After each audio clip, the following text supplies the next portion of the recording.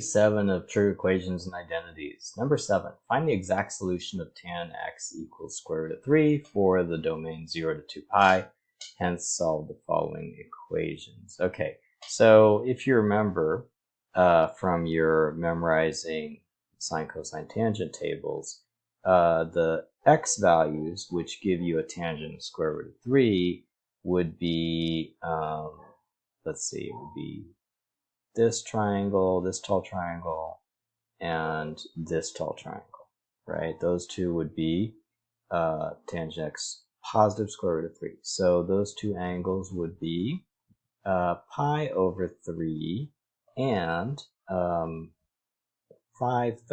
pi. Or it's 4/3 pi, sorry. 4/3 pi. Okay. Hence solve the following equations for 0 to 2 pi. The first one we're going to get is tan squared x equals 3. Remember, the first thing we're going to do is we're going to isolate the trig function. In this case, it's tan. So we need to take the square root of both sides. If you introduce a square root, make sure that you put plus or minus for one of the sides because we don't know which it's going to be. So that would be tan x equals plus or minus the square root of 3. What are the angles which have not only positive square root of 3, like here, but also negative square root of 3? So then we would need to add two more angles, these two right here, and so that would be not only pi over 3 and 4/3 pi, but also, let's see, this one and this one. So that would be 2/3 pi also, and 5/3 pi also. So there would be those four angles between 0 and 2 pi. Okay, so that was the answer for 7C. What about 8A? Find exactly the zeros of y equals sine 2x for 0 to 180 degrees. Okay, so this is a little bit tricky. It's got 2x on the inside. It says to find the zeros. So basically what that's asking for is it wants sine 2x equals 0. Sine is already isolated, so we don't need to do anything there.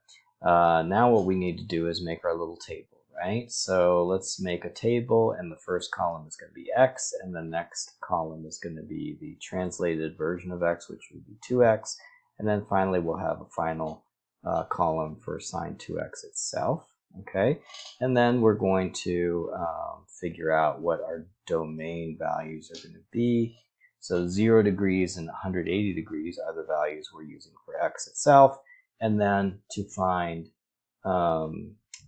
the transform domain, we just multiply 0 degrees times 2, which would be 0 degrees also, and then we'll multiply 180 degrees times 2, which would be 360 degrees. Then we want to find the two principal solutions in the transform domain.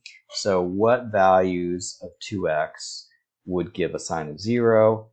That would be the two angles that have a y-coordinate of 0. It would be 0 degrees and 180 degrees itself. So 0 degrees and 180 degrees for sure. Anything else? Well, we need to go all the way up to 360 degrees. So if we add 360 degrees to 0 degrees, of course, we also get 360 degrees itself. And then we're already at the boundary. So those are the three angles in the transform domain that would give us a sine of 0, right? All of these give us a sine of 0. 2 times 360, or 2 times 180 is 360. Sine of 2 times 360, that would be sine of 720 degrees, also gives us 0. So all three of these angles do give us 0. What would be the original x value for each one? In order to find out, we just go backwards in the transformation. So for each of these, we just divide by 2. So in the x domain, the first one would just be 0 degrees.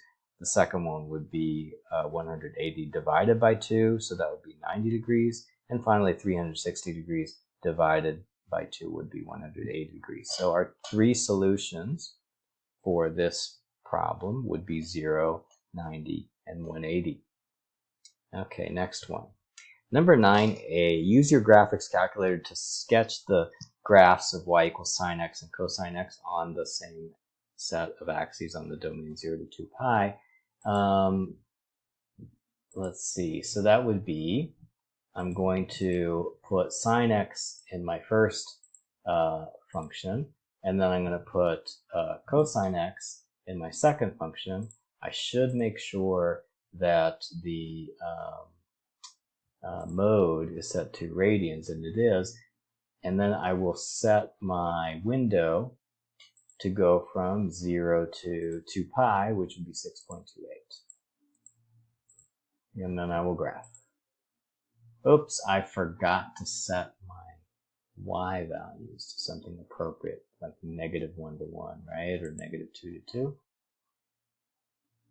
All right, so I'm going to set my y values to -2 to 2. That should be plenty tall. Okay, so there is my sine function, and here's my cosine function.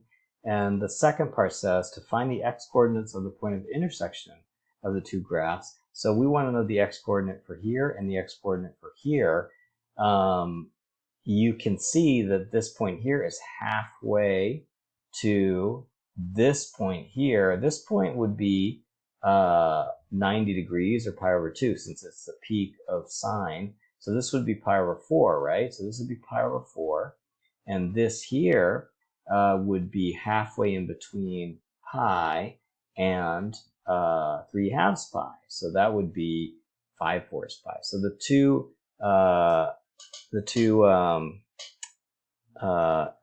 angles which would have sine and cosine values matching would be pi over 4 and 5/4 pi.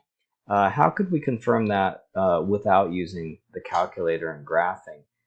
We could do it algebraically. So basically, if we want to say when do these two functions equal to each other, we could write that as when is sine x equal to cosine x.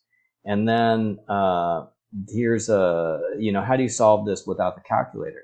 You need to combine sine x and cosine x into one expression, like a trig function, which has both sine x and cosine x in it, like tan, for example. So what if I divided both sides by cosine x? Wouldn't that move cosine x to the left side and combine it in such a way that it looks like tan x? Look at the right side. If I divide both sides by cosine x, the right side is cosine x divided by cosine x, so it would be 1, right?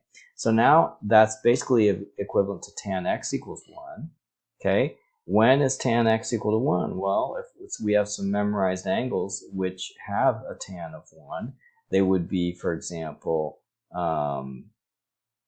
it would be the 45, 45, 90 triangle here and the 45, 45, 90 triangle here. So that would be 45 degrees and 225 degrees, or pi over 4 and 5/4 pi in the domain 0 to 2 pi.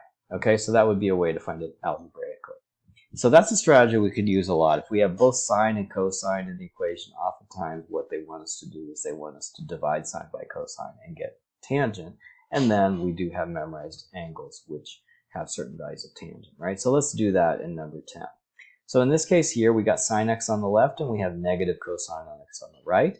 Why don't we divide both sides by cosine x? That would give us sine x on the left, cosine x on the right, and -1 would be remaining on the right side.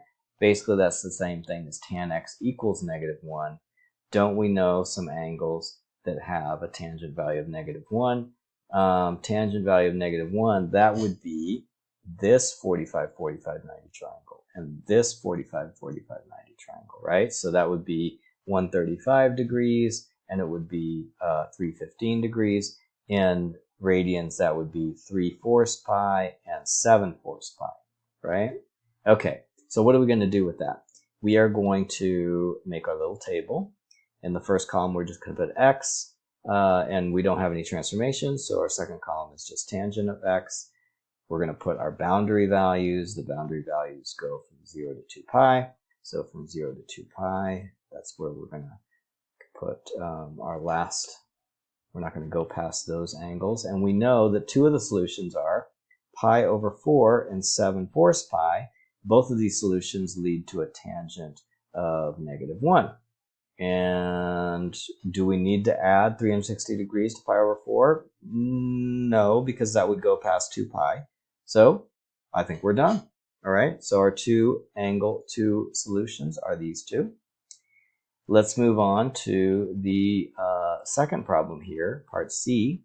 Now we have sine 2x on one side and cosine 2x on the other. You might get worried because there's a 2x inside of an x, but look, they put 2x on both, so no big deal. Once again, we do the same strategy. We're going to divide both sides by cosine 2x, so the left side would become sine 2x cosine 2x, and the right side would just be square root of 3, because when we divide cosine 2x by cosine 2x, we just get 1. Then we can transform sine 2x cosine 2x into tan 2x, right? And then now we can start the problem, right? Because we've isolated one trig expression tangent right there. Okay, so in the first column, we're going to put plane x. In the second column, we're going to put 2x. And then in the third column, we're going to put tan 2x. Okay, and so let's first look at the boundary values. The boundary values would be 0 and 2 pi. And what we're going to do is we're going to transform these values by 2x. So the first boundary angle would be 0, and the last one would be 4 pi. Now we know that there are tangent values that lead to positive square root of 3. We already know that from the previous problem, right? Tangent of square root of 3, let's see, those were pi over 3 and 4/3 pi, right? So those are our two angles, which we're going to fill in initially as solutions. Pi over 4 and, what was the other one? 4/3 pi. I'm sorry, pi over 3 and pi over 3 and 4/3 pi. Okay? And okay, and so for these two, both of these angles, of course, give us a tangent of square root of 3, right? So they're fine, okay? And then all we need to do is figure out, are there more angles between 0 and 4 pi, which would also give us an angle of a tangent of square root of 3. So we just need to add 2 pi to each of these. If I add 2 pi to pi over 3, that would be 6/3 pi plus 1/3 pi. That would be 7/3 pi. If I was to add 4/3 pi to 6/3 pi, that would be 10/3 pi. And should we add again? 10/3 pi is a little bit more than 3 pi. So if I add 6/3 pi to 7/3 pi, that would be 13/3 pi. And 12/3 pi is 4 pi, so that's too much. So I cannot add one more time. I need to stop because that would go past 4 pi. So those are my 4 possibilities. Now I just need to generate the original x values by going back in the transformation. So instead of multiply by 2, I'm going to divide by 2. So that would be pi over 6, 4/6 pi, which is also equal to 2/3 pi, 7/6 pi, and 10/6 pi, which is also equal to 5/3 pi. So we have 4 solutions, 1, 2, 3, 4 solutions for this last one. Okay, so that was page 7. Now let's move on to page 8. Hey, look, we are finally done with those types of problems, and we can move on to some calculator problems. Maybe you can rest your brain a little bit. Number 2, the population of grasshoppers after t weeks, where the domain is 0 to 12, is estimated by this function here. So let's put this function immediately into the calculator. It's going to help us answer some of the questions.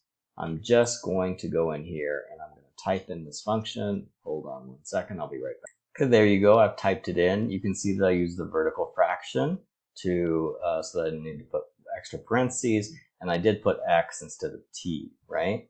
Now I'm going to graph it. Well, actually I should set my window so that the domain is between 0 and 12 because they tell me that's the domain. Why should I graph any more than the domain they ask me to?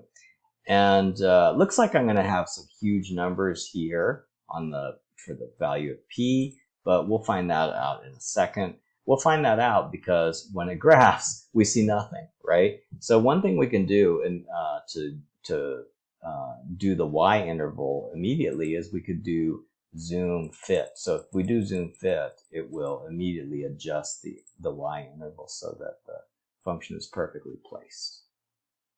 There we go. Okay, so there is our function. And it asks us to find the initial estimate of grasshoppers from the model. So the initial estimate can be found by finding the y-intercept here. We could do that by doing trace 0. And the answer is 7,500. We can also easily do it by doing second table. So if we do second table, of course the z value is 7,500. That would be, or the y-intercept value is 7,500. That is the initial estimate. To find the estimate after 5 weeks, that would be here in where the x equals 5. That would be 10,272. What is the greatest population size over this interval, and when does it occur? Let's go back to the graph. It occurs right there, and let's see what the value is. We do second calc max, which is 4, and then we put the cursor slightly to the left of the peak, hit enter, put the cursor on the right side of the peak. Make sure you're well to the right side so you don't clip off the peak. Enter, and then we hit enter one final time. The maximum is 4, 10,500. So, so the greatest population size is 10,500, and the when does it occur? That would be 4. So it'd be 4 weeks, right? When is the population 9,000, and when is it 6,000? Let's see if it appears in the table. No, not that easy. So let's try to find when it's 9,000 by using a y2 function of 9,000. And then we'll just see when they intersect. Okay, so we'll do second calc intersect, which is 5. And then we're going to move the cursor closer to the one we want, which is this left one. And then we're just going to enter 3 times. 1, 2, 3. And the intersection is 1.33. Okay. And of course, 9,000. Now let's go find this one. Second calc maximum, which is 4. And then I'm going to move the cursor over to the closer to the other one. And then I'm going to hit enter 3 times one more time. Enter, enter, enter. Oops. I didn't mean to do that. What I wanted to do is I want to do second calc intersect. Oops. Second calc intersect. I wasn't even paying attention to what I was doing. So now I'm going to do enter, enter, enter. And the answer is 6.67. Oops, 6.67 here. Okay, so the two answers are 1.33 and 6.67. And what about 6,000? When is the population 6,000? So now let's change our y2 to 6,000, and we'll graph one more time. And then we will do second calc intersect one more time and see when it's equal to 6,000.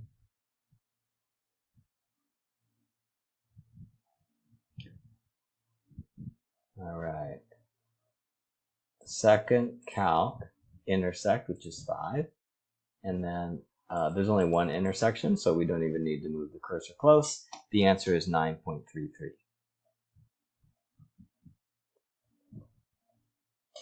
All right.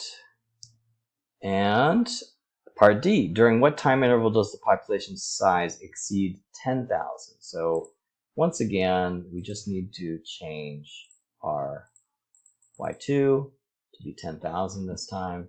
We graph one last time. What time interval does it exceed 10,000? So we're just going to do second calc intersect again, but we're just going to do something different with our answer.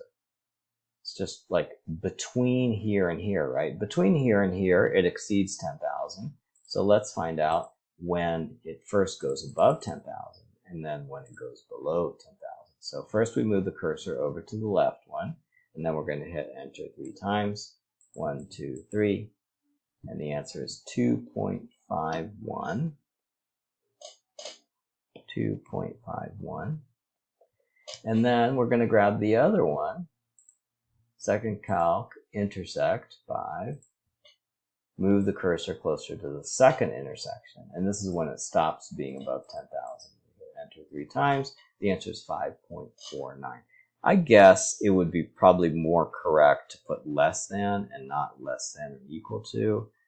So we'll put 2.51. Less than x is less than 5.49. That is when the pipeline size is exceeding 10,000. At 2.51 or 5.49, it actually is equal to 10,000, not exceeding. All right, let's go to number 3.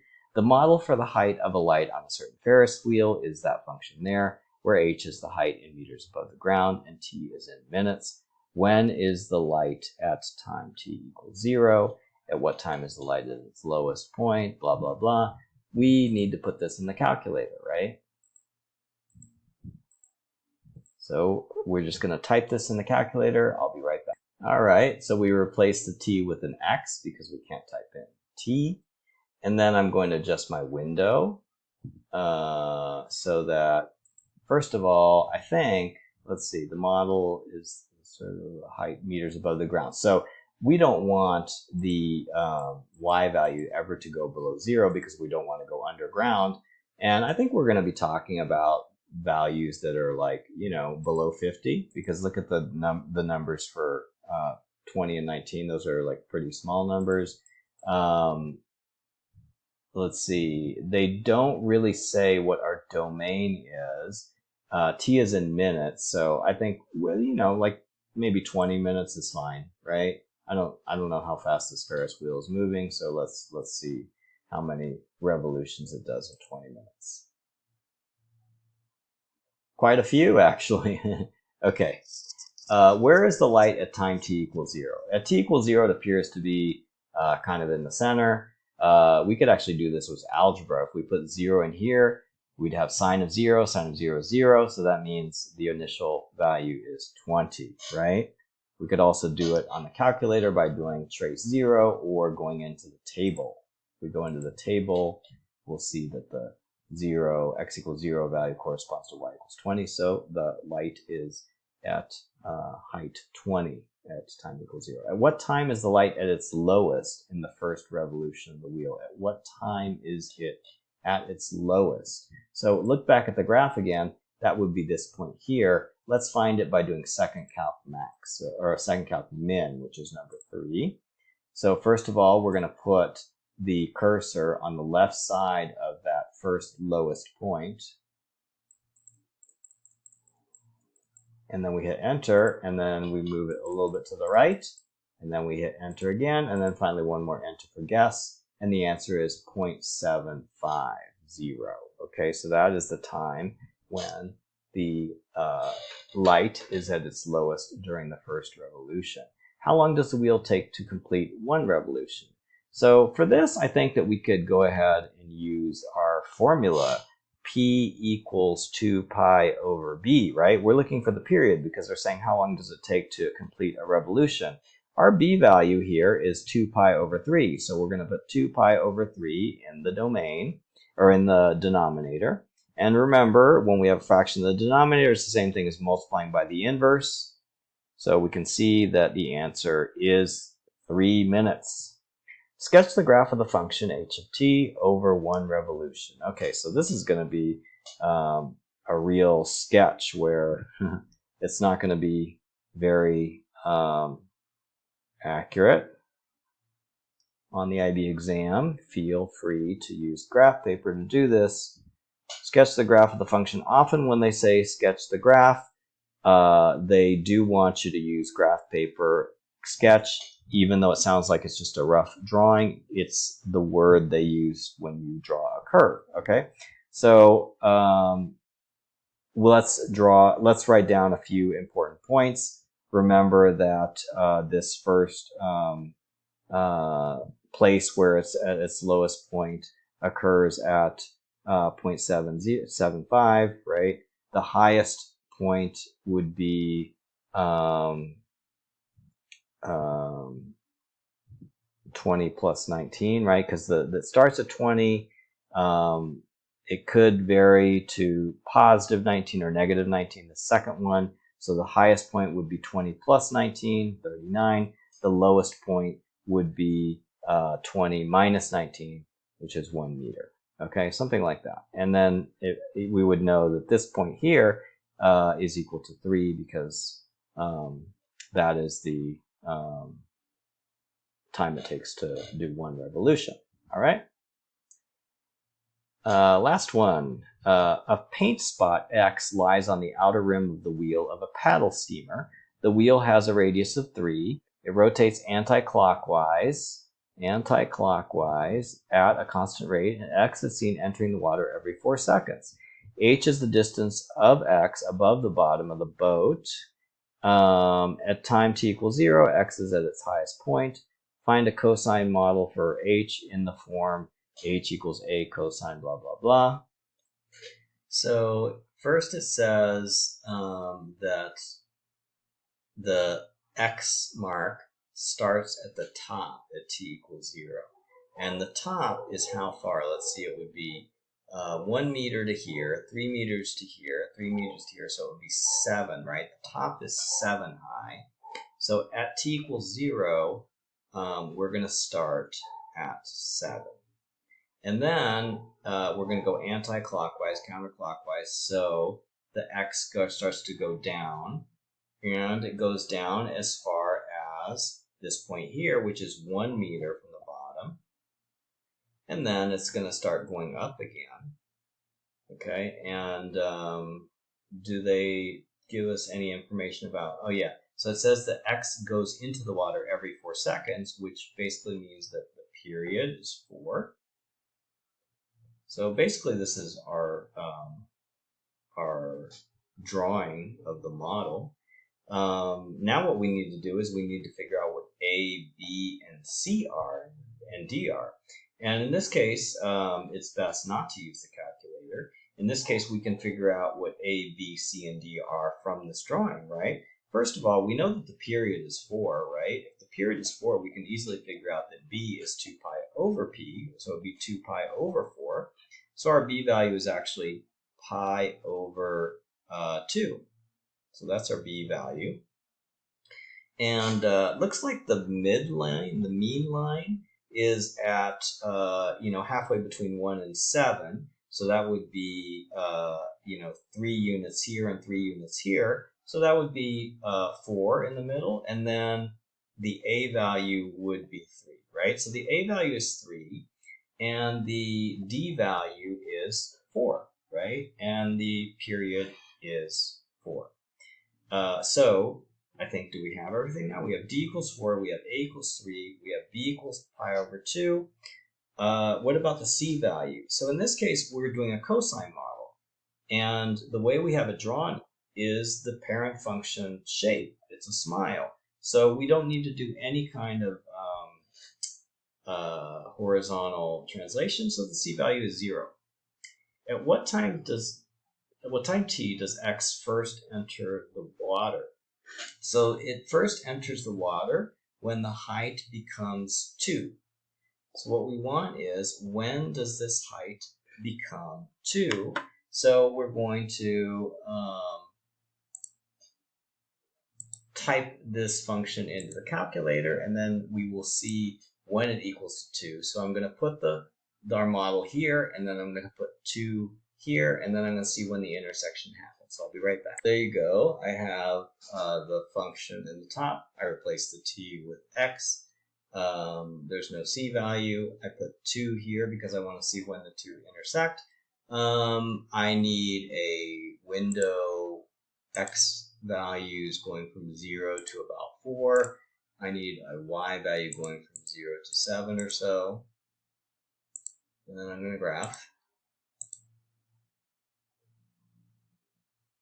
And then I will see when the red and the blue curve intersect each other first. And that will be when the x first enters the water, right there. So we'll do second calc intersect, which is 5, and then move the cursor slightly closer to this first one and hit enter 3 times. And it's 1.46. T equals 1.46. And we're done. Yep.